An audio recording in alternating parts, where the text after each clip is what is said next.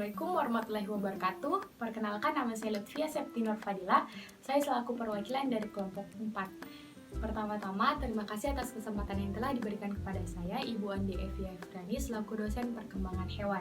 Di sini saya akan membahas mengenai metamorfosis laron. Sebelumnya kita harus mengetahui dulu apa sih itu metamorfosis. Metamorfosis adalah proses perkembangan makhluk hidup yang mulanya itu dari sebuah telur hingga dewasa secara sempurna, serta mengalami suatu perubahan bentuk struktur tubuh, fisiologis, dan anatomi. Singkatnya, metamorfosis ini adalah suatu proses perubahan bentuk tubuh dari suatu makhluk hidup. Nah, metamorfosis ini terbagi menjadi dua, metamorfosis sempurna dan tidak sempurna. Nah, hewan laron ini termasuk dalam metamorfosis tidak sempurna, di mana serangga yang mengalami metamorfosis tidak sempurna hanya melalui 3 tahap, yaitu fase telur, fase nimfa, dan fase imago atau hewan dewasa. Hewan yang mengalami metamorfosis tidak sempurna mempunyai bentuk tubuh sama ketika kecil sampai dewasa. Yang membedakan hanyalah pada pertumbuhan sebagian tubuh hewan tersebut. Nah, laron ini merupakan hewan yang hanya muncul menjelang atau saat musim hujan tiba, berupa hewan kecil bersayap yang berterbangan mengerumuti lampu-lampu di malam hari. Orang sering menyebutnya dengan istilah laron. Laron ini merupakan salah satu siklus hidup dari rayap. Rayap sendiri merupakan serangga yang mudah kita jumpai. Hewan ini kerap dianggap hama bagi sebagian orang karena dia itu merusak benda seperti sesuatu yang berasal dari kayu. Nah, ternyata ada fakta unik yang bisa kita pelajari dari siklus kehidupan rayap hingga menjadi laron atau biasa disebut dengan anai-anai.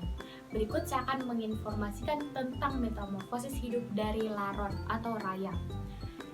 Siklus hidup rayap dimulai dari fase telur. Di sini kita lihat telurnya itu lunak, berwarna jingga dan transparan. Kemudian setelah fase telur adalah fase nimfa atau rayap muda.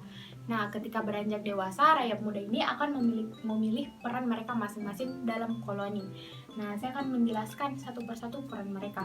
Peran pertama itu adalah peran rayap pekerja, di mana ini merupakan jumlah yang terbanyak di koloni. Tugas mereka adalah mencari dan menyimpan makanan, merawat ratu rayap, membangun dan memperbaiki sarang. Nah, rayap ini adalah kasta yang dapat merusak bangunan kayu karena memiliki kemampuan mencerna selulasa atau hemilulusa atau zat gula yang ada dalam kayu, di mana hasil pencernaan akan dimuntahkan dan dipersembahkan sebagai makanan untuk ratu dan prajurit. Jenis rayap yang paling merusak adalah rayap formosa karena memiliki koloni yang sangat besar. Peran selanjutnya adalah rayap prajurit, di mana rayap prajurit ini memiliki jumlah 15% dari keseluruhan anggota koloni. Nah, rayap prajurit ini memiliki tugas untuk menjaga sarang dan keseluruhan anggota koloni, serta menjaga rayap pekerja saat mencari makan.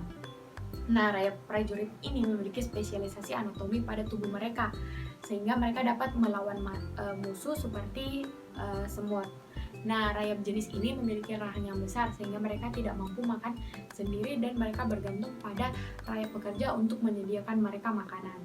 Rayap prajurit dan rayap pekerja tidak memiliki mata dan biasanya hidup maksimal 2 tahun saja. Selanjutnya adalah calon laron atau rayap reproduksi. Nah, rayap reproduksi ini yang nantinya akan menjadi ratu dari koloni hewan tersebut. Selanjutnya dia akan menjadi laron dewasa. Seperti yang kita lihat di atas, sayapnya tuh sudah mulai berkembang yang tumbuh dari belakang punggung mereka. Nah, dia rayap ini termasuk dalam ordo Isopteron ya. Iso artinya sama, pteron artinya sayap. Jadi sayapnya itu sama. Kemudian di sini laron akan meninggalkan sayapnya karena sayap laron ini sangat rontok dan mudah rapuh sekali. Jadi dia akan meninggalkan sayapnya dan dia akan kawin. Nah, salah satu dari rayap reproduksi ini yang akan dipilih menjadi ratu dari koloni tersebut. Nah, ketika dia sudah menjadi ratu, tubuhnya itu sudah mengalami perubahan, yaitu dia sudah mengalami obesitas karena tugasnya itu hanya untuk bertelur bagi koloni hewan tersebut. Selanjutnya adalah fakta unik dari hewan laron. Yang pertama adalah ternyata ratu laron dapat bertelur hingga 30.000 butir telur per hari. dan bisa hidup hingga 50 tahun dalam kondisi yang ideal. Wah, bisa dibayangkan, dalam setahun saja dia bisa menghasilkan 10.950 telur dalam per tahun. Nah, yang kedua itu adalah selain merugikan, ternyata dia memiliki manfaat, yaitu sebagai indikator kesuburan tanah, menjaga ekosistem. Nah, sarannya rayap itu dapat memperbaiki struktur tanah dan memberikan nutrisi bagi tanaman. Nah, fakta selanjutnya, ternyata sebagian orang mengkonsumsi ratu rayap ini. Nah, mereka percaya ratu rayap ini ketika dikonsumsi akan menyembuhkan berbagai macam penyakit karena memiliki protein yang tinggi. Nah, sekian informasi yang bisa saya sampaikan. Kurang dan lebihnya mohon dimaafkan. Wabillahi taufiq wal hidayah. Wassalamualaikum warahmatullahi wabarakatuh. Stay home, stay healthy.